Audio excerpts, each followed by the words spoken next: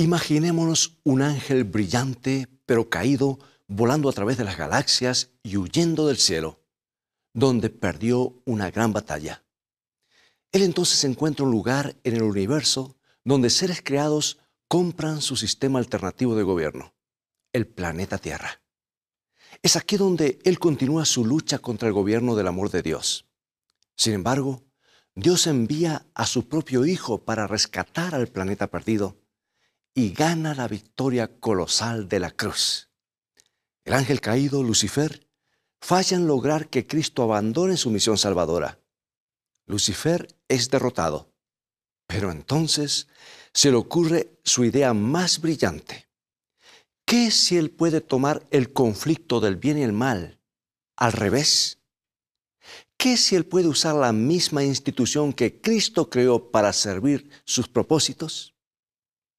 Hoy aprenderemos qué sucedió cuando Lucifer descubrió su arma secreta más devastadora, la iglesia. Toma tu Biblia y mantente en sintonía. Está escrito. Declara el mensaje final de Dios para nuestro tiempo. Presentando al Cristo viviente como la respuesta a nuestras más profundas necesidades. Está escrito. Con el pastor Robert Costa. Hoy, el arma secreta de Satanás.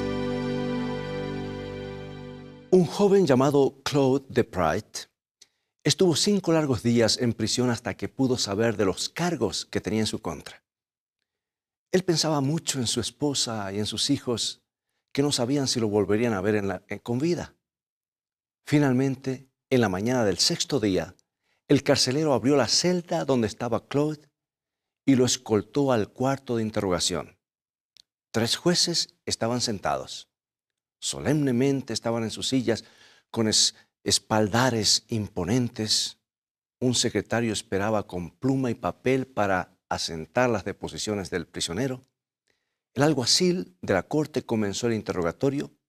Le preguntó a Claude por su nombre, dónde había nacido y dónde residía, y entonces procedieron sorprendentemente a tratar de escuchar las creencias de Claude en una complicada gama de asuntos religiosos. Querían saber a qué iglesia pertenecía y la gente con las cuales se reunían. Querían saber si se había bautizado de adulto después de haber sido bautizado como infante. Querían saber si Claude pensaba o creía que Cristo estaba realmente presente en el pan y en el vino de la cena del Señor. Era la clase de conversación que podríamos oír en una sala bien amueblada donde la gente discute puntos teológicos, comiendo galletas y tomando té. No hubo una palabra que se pudiese entender como un crimen en violación a las leyes. Nadie le preguntó a Claude acerca de un robo o asalto o asesinato. Nadie le acusó de siquiera haber perturbado la paz. Pero aquel lugar era una prisión de criminales y aquellos eran jueces y él era un hombre acusado defendiéndose de una sentencia de muerte. Cuando Claude se mantuvo evadiendo preguntas concernientes a otros miembros de su iglesia, el alguacil finalmente le preguntó con tono severo: ¿tú estás tratando de no meter a nadie en problema? Claude contestó con estas escalofriantes palabras: sí, señor alguacil, porque nosotros sabemos muy bien que nuestra sangre es muy buscada. Bueno, el hecho increíble es que Claude y sus compañeros de fe esperaban la sentencia de muerte por sus opiniones religiosas. Tenían la desgracia de ser anabaptistas en un tiempo cuando la iglesia establecida desaprobaba fuertemente las enseñanzas de esa secta. No eran locos los que se sentaban en las sillas de jueces. Eran eclesiásticos, señores, que pensaban que estaban defendiendo la fe ciudadana y protegiendo al rebaño de lobos disfrazados de ovejas. Esta interrogación ocurrió en la ciudad de Ghent, en lo que ahora es Bélgica, en 1556. Estas interrogaciones ocurrían frecuentemente. No eran consideradas como un gran error de la justicia. Era parte de una larga tradición de hacer cumplir la fe de castigar a los herejes, en parte de una larga tradición suficientemente trágica en la iglesia cristiana. Ahora la pregunta es, ¿cómo sucedió todo esto? ¿Cómo llegó a la mente de los cristianos que quemar herejes era parte del servicio a Dios? Sabes, hoy me gustaría sugerir que para entender la larga y penosa historia de las persecuciones religiosas, necesitamos entender la guerra de los ángeles, el largo conflicto entre Cristo y Satanás. Necesitamos tener una visión más amplia del conflicto. Cristo ganó una gran victoria en la cruz sobre su enemigo, Lucifer, el ángel caído que se tornó en Satanás. Jesús mostró que Dios podía amar y perdonar hasta lo sumo. Satanás fue desenmascarado como un ser tirano y destructor. Y aún más, Cristo fundó su iglesia, un cuerpo de creyentes que va a ir adelante diseminando su amor y su gracia al mundo. Satanás aparentaba estar completamente derrotado. Su forma de manipulación y compulsión había fallado. La forma en que Cristo liberó a los seres humanos por el Evangelio había sido exitosa. La iglesia había comenzado a cambiar el mundo y a darlo vuelta. ¿Sabes? Satanás quería, más que ninguna otra cosa, destruir la iglesia. El libro de Apocalipsis nos habla de esto claramente. En el capítulo 12 de Apocalipsis, encontramos que se pinta a Satanás como el gran dragón o la serpiente que trata de ahogar la iglesia en un diluvio de persecuciones. Y Satanás usó la crueldad de varios emperadores de Roma para tratar de aplastar la iglesia primitiva. Muchos creyentes fueron quemados o devorados por leones en el Coliseo romano. Pero como la historia nos muestra, la sangre de los mártires servía como la semilla que germinaba y engrandecía la iglesia. Los creyentes se multiplicaban constantemente. Entonces Satanás ideó su más diabólico plan. ¿Qué si la iglesia misma se convirtiera en la perseguidora de los fieles? Al principio esto parece indignante. ¿Cómo Satanás podría lograrlo? Muy bien, la iglesia se hizo muy poderosa en la Edad Media. Adquirió poder y autoridad absoluta. Los eclesiásticos se miraron a sí mismos como los protectores de lo que ellos consideraban la verdad. Ellos llegaron a la conclusión de que tenían que imponer por la fuerza lo que ellos creían correcto. Y comenzaron a mirar las desviaciones de sus creencias como un mal terrible que había que extirpar. Y así fue como la iglesia se convirtió en perseguidora. Y el libro de Apocalipsis nos pinta estos eventos tristes y trágicos. Nos muestra la fuerza detrás de todo este plan perseguidor. En Apocalipsis 12 se muestra esto claramente. El Apocalipsis es el último libro de la Biblia escrito principalmente para la última generación de creyentes en el último tiempo, y dice claramente Apocalipsis 12:13. Y cuando vio el dragón que él había sido arrojado a la tierra, persiguió a la mujer que había parido al hijo varón. El dragón representaba a Satanás. Él era el ángel que se rebeló contra Dios y fue lanzado fuera del cielo y vino a la tierra. La mujer representa a la verdadera iglesia, la iglesia de Cristo, los verdaderos creyentes. Y es Satanás el perseguidor de la iglesia. Él es el que está detrás de las escenas de persecución cuando las autoridades humanas comienzan a oprimir y a destruir a los creyentes. Esto se manifiesta ampliamente en el interrogatorio de Claude. Aprendemos de esto en las cartas que este hombre pudo enviar de forma milagrosa a su familia. Resulta que un día los monjes vinieron a interrogarlo. Ellos preguntaron, ¿cuál es tu fe? Y Claude simplemente contestó, yo creo en Jesucristo y Él es el verdadero y viviente Hijo de Dios, y que no hay salvación en ningún otro nombre en el cielo ni en la tierra.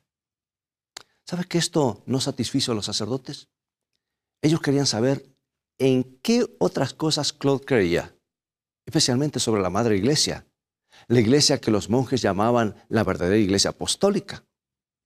Así que Claude les preguntó, ¿los apóstoles persiguieron y mantuvieron a la iglesia con fuego y espada como ustedes hacen? Hasta este día no ha habido una buena respuesta a esa pregunta como ustedes pueden imaginarse. Esto es porque lo más fuerte que el Nuevo Testamento dice acerca de los herejes es evitarlos y no mezclarse con ellos. Esto es muy diferente a quemarlos en la hoguera. En otra ocasión, un hombre erudito conocido como el decano de Reims vino a interrogar a Claude. Claude le preguntó de dónde él obtuvo la autoridad para buscar y derramar la sangre de aquellos que nadie puede acusar de ningún crimen. Y el decano señaló un pasaje en el libro de Deuteronomio, escrito por Moisés en el capítulo 17 y verso 12, que describe que los que desafían al sacerdote en Israel son dignos de ser muertos. Y Claude le recordó al decano que no estamos bajo la ley de la venganza, sino bajo la ley de la gracia.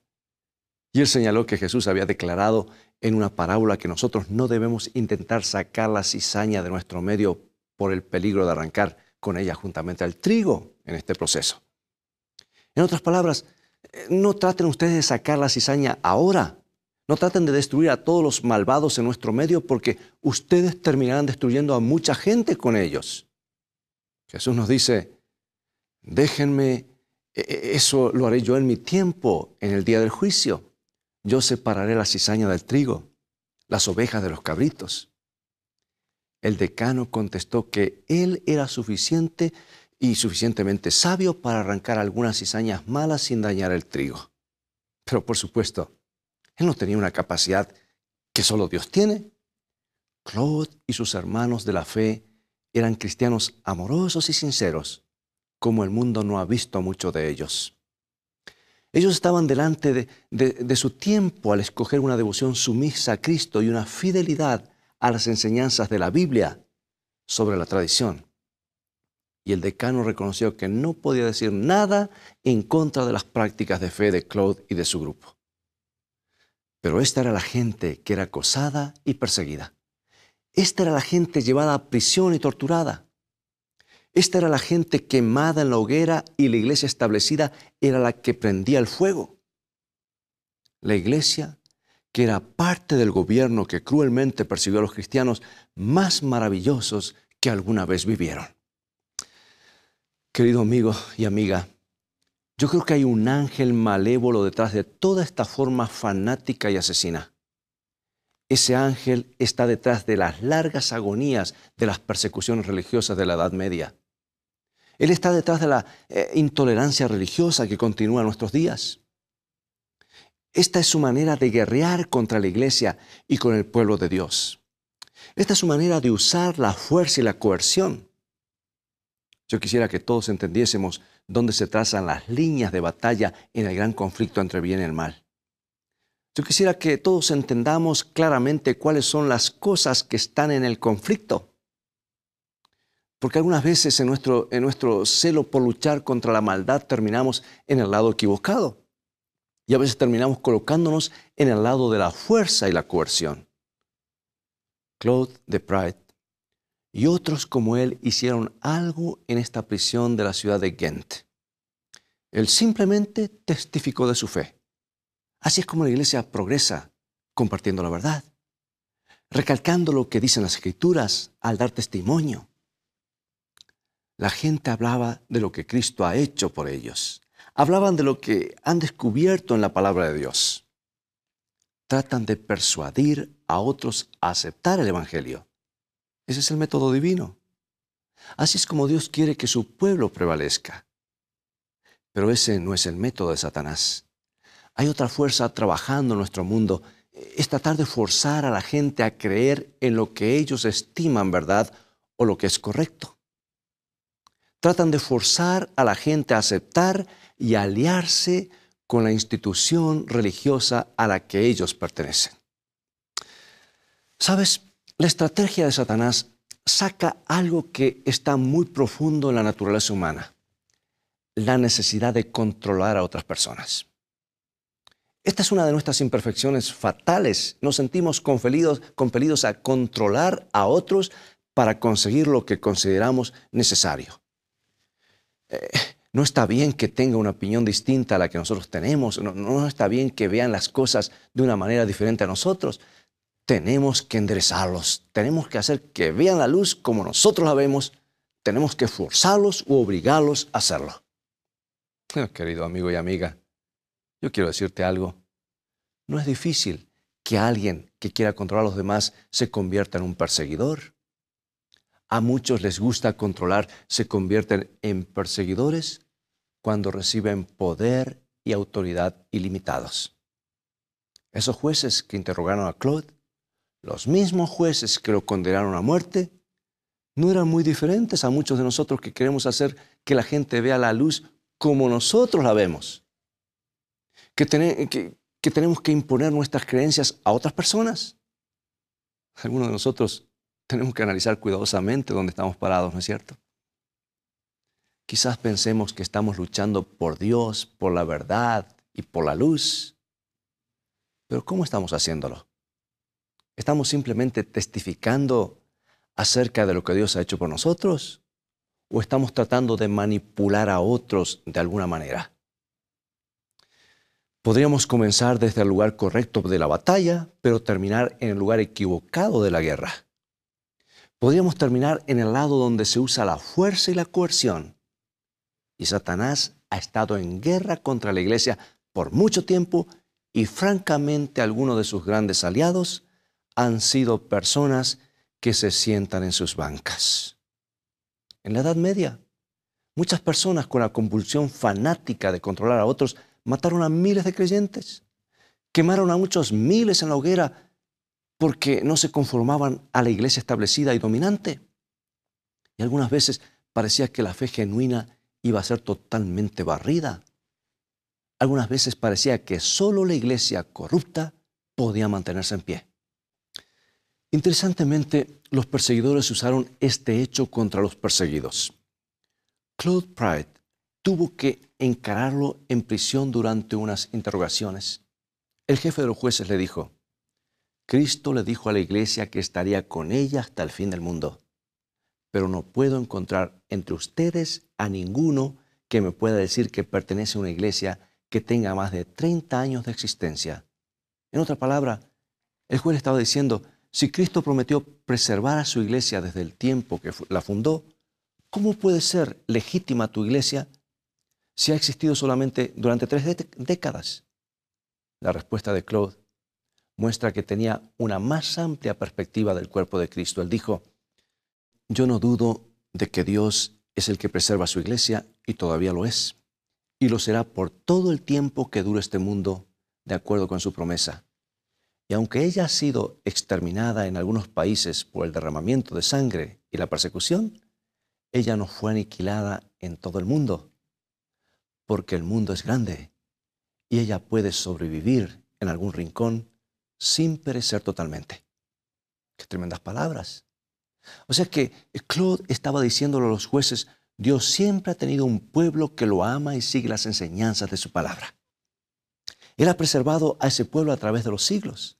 Él ha mantenido la llama ardiente de una devoción sincera a Jesucristo. Algunas veces fueron los waldenses en las montañas al sur de Francia que mantuvieron la fe viva. Otras veces fueron los anabaptistas en Holanda. Dios tiene sus campeones que no serán controlados, que no permitirán que sus conciencias sean manipuladas porque estarán firmes sobre la palabra de Dios.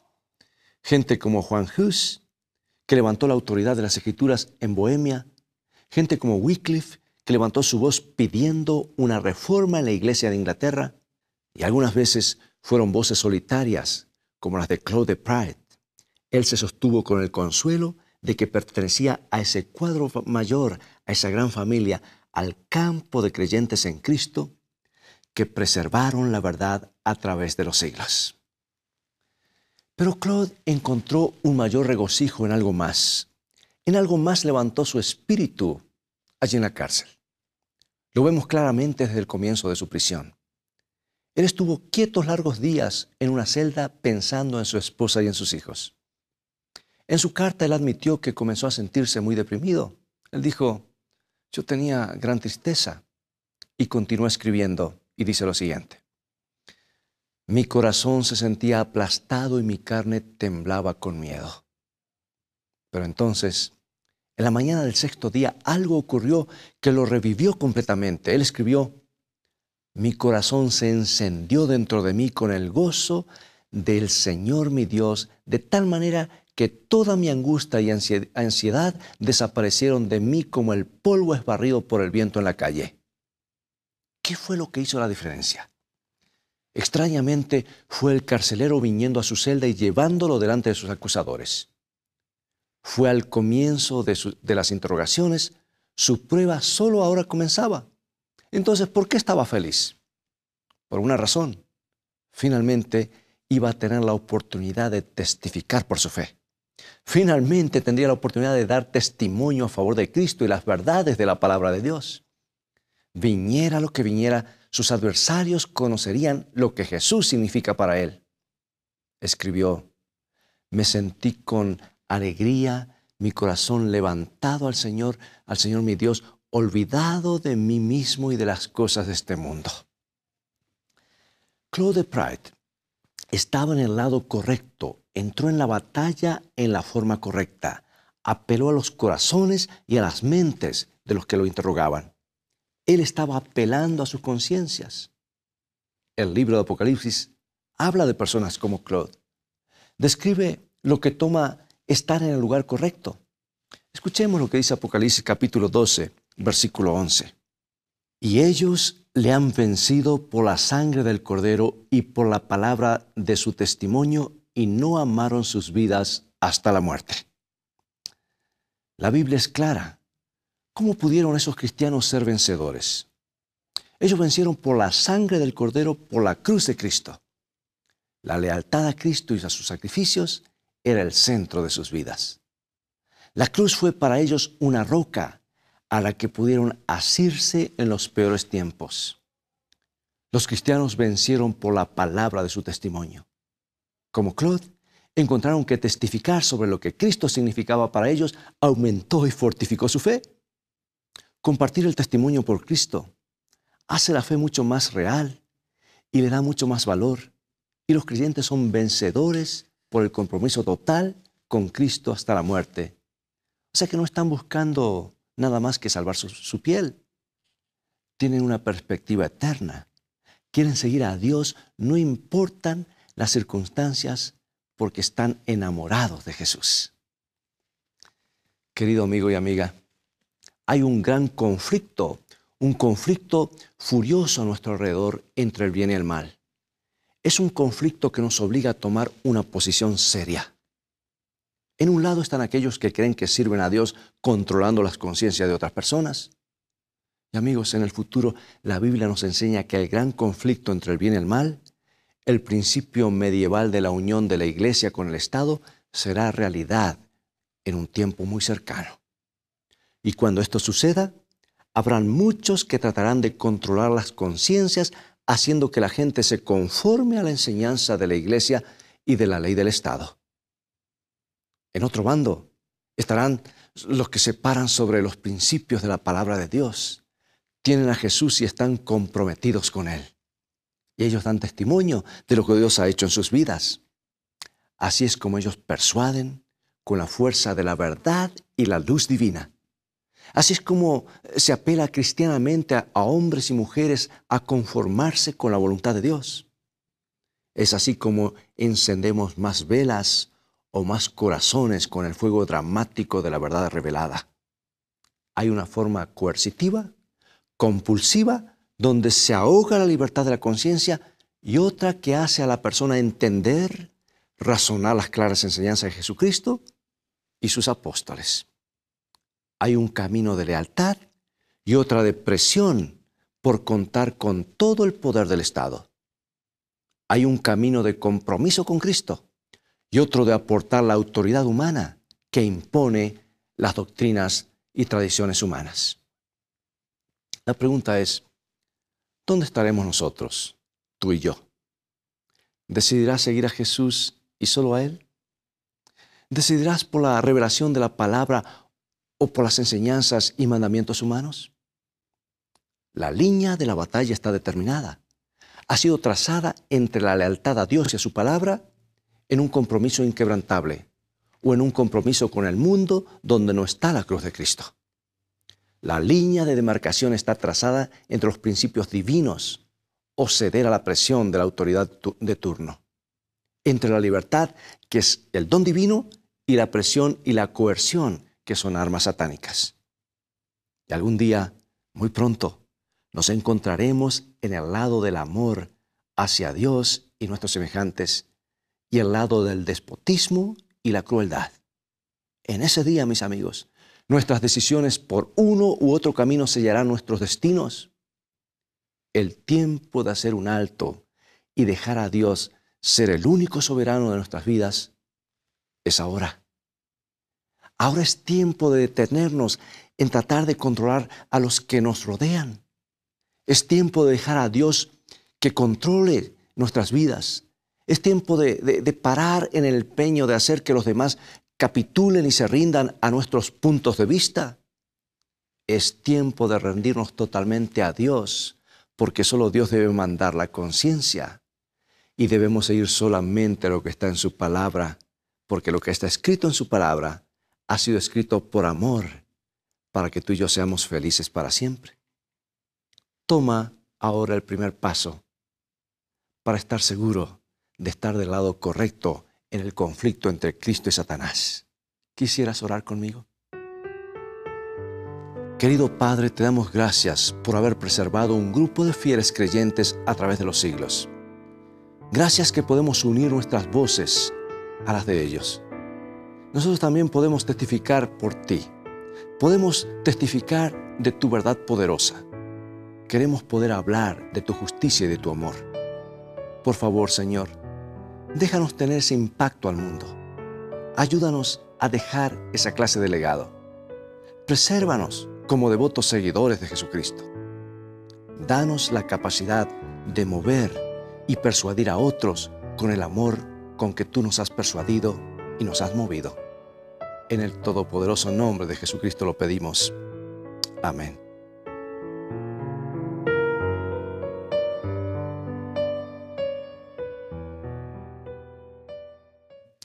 Bien, es todo el tiempo que tenemos por hoy. Ha llegado el momento de despedirnos. Te invito a continuar estudiando los mensajes de la palabra de Dios. Solamente en ella tenemos la seguridad. Es la revelación de la verdad de Dios para nuestros corazones. Es el mensaje de Dios, de su corazón a tu corazón. Visítanos en nuestro sitio de internet, estaescrito.tv, donde podrás obtener gratis una variedad de estudios bíblicos. Dios te bendiga y recuerda, escrito está: no solo de pan vivirá el hombre, sino de toda palabra que sale de la boca de Dios.